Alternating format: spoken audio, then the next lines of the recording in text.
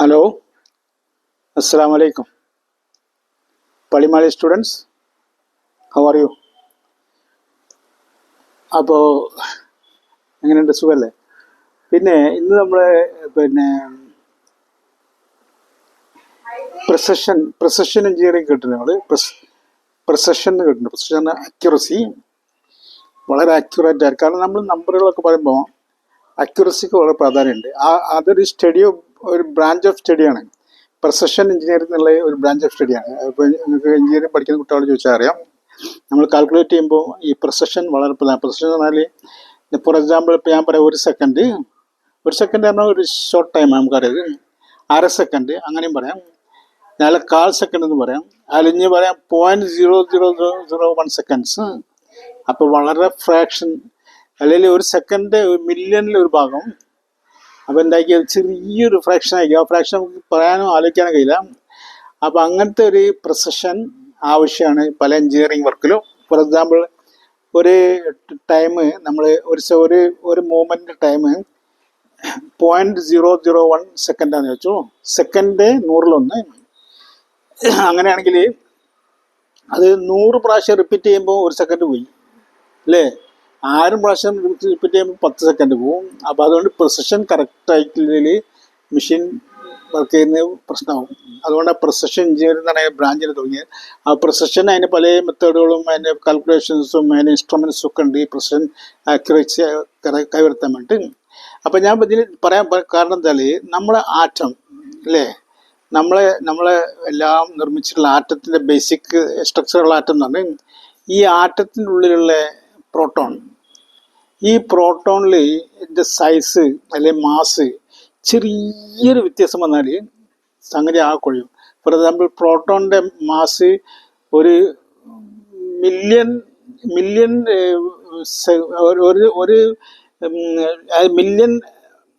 എന്താ പറയുന്നത്, ഒരു മില്യൺ ഭാഗത്ത് ഒരു ഭാഗം, അതിൽ 0.0001 ഭാഗം അതിൻ്റെ മാസിൽ വ്യത്യാസം വന്നാൽ അത് വലിയ പ്രശ്നങ്ങളുണ്ടാക്കും അല്ലേ?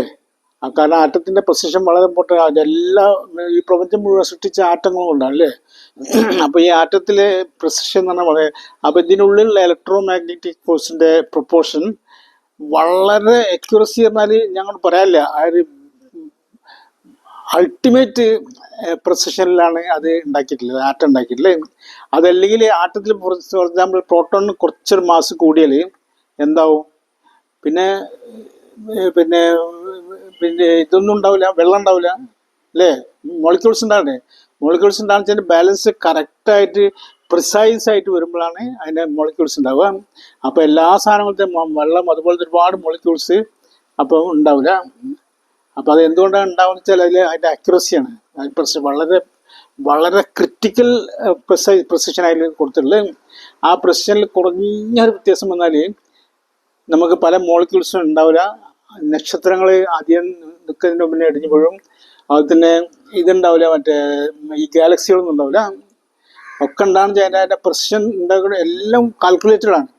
വളരെ പ്രിസൈസ് ആയിട്ട് പ്രിസൈസ് എന്ന് പറഞ്ഞാൽ ഞങ്ങൾ പറയില്ല, അങ്ങനത്തെ പ്രിസിഷൻ കാൽക്കുലേറ്റ് ചെയ്തിട്ടാണ് ഈ പ്രപഞ്ചത്തിൻ്റെ എല്ലാ ഘടകങ്ങളും ഓരോ ഘടകങ്ങളും ഉണ്ടായിട്ടില്ലേ.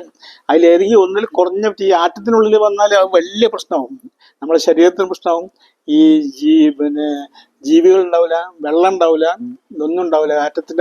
ആറ്റത്തിനുള്ളിലുള്ള ഇലക്ട്രോ മാഗ്നറ്റിക് ഫോഴ്സുകളുടെ ബാലൻസ് ഒരു ചെറിയ, എന്തായാലും പറയാൻ ശതമാനം എന്ന് പറയാൻ പറ്റില്ല, ഒരു ചെറിയ മൈന്യൂട്ട് ആയിട്ടുള്ളൊരു വ്യത്യാസമായിട്ടുണ്ടായാൽ അത് വലിയ പ്രശ്നമാവും. അപ്പോൾ അതാണ്. അപ്പോൾ ഇതിലിപ്പോൾ നമുക്ക് ഇതൊക്കെ പറയുമ്പോൾ നമുക്ക് ചോദ്യമുണ്ട്, അതിൽ വലിയ ചോദ്യം വരുന്നുണ്ട്. ഇതിലിവിടെ ഇപ്പോൾ കുറേ ആൾക്കാർ പറയുന്നുണ്ട് ഇതൊക്കെ ഓട്ടോമാറ്റിക്കലായിട്ട് ഉണ്ടായതാണ്, ഇതൊക്കെ ആക്സിഡൻ്റ് ആയിട്ട് ഉണ്ടായെന്നൊക്കെ പറയുന്നുണ്ട് അല്ലേ? അതിൽ ചില സയൻറ്റിസ്റ്റുകളുണ്ടായിരുന്നു. പക്ഷെ സയൻറ്റിസ്റ്റുകൾ പൊതുവെ അധികം ആളുകളും സന്ദേഹവാദികളാണ്. അവർ ദൈവവിശ്വാസികളല്ല, ദൈവമില്ല എന്ന് പറഞ്ഞില്ല, അങ്ങനെ നിൽക്കുന്ന ആൾക്കാർ അധികം ആൾക്കാരും.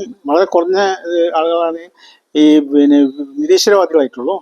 അപ്പോൾ ഇത് സന്ദേഹവാദികൾ ഒരു ഉറപ്പ് പറയുന്നില്ല, അവർക്കൊരു ഒന്നും തീരുമാനമില്ല, അങ്ങനെയാണ്.